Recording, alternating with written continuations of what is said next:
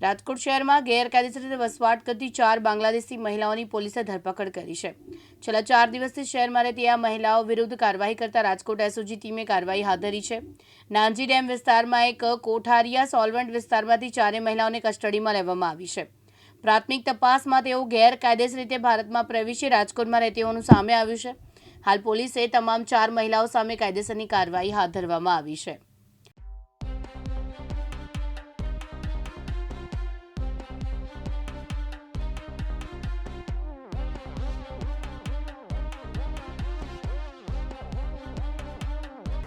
બાંગ્લાદેશથી આવેલા અને ગેરકાયદેસર રાજકોટ શહેરમાં વસવાટ કરી રહેલા અમુક નાગરિકો સામે ઘણા સમયથી ડ્રાઈવ ચાલુ છે।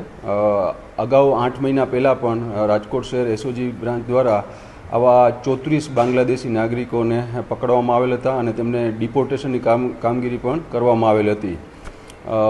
ઉપરોક્ત ડ્રાઈવના અનુસંધાને રાજકોટ શહેર એસઓજી પીઆઈ એસએમ જાડેજાની ટીમને એક ગુપ્ત બાતમી મળેલી હતી કે રાજકોટ શહેરના આજીડેમ વિસ્તાર તથા કોઠારિયા સોલન્ટ વિસ્તારમાં અમુક બાંગ્લાદેશી મહિલાઓ 3-4 દિવસથી આવી અને ગેરકાયદેસર વસવાટ કરી રહેલ છે।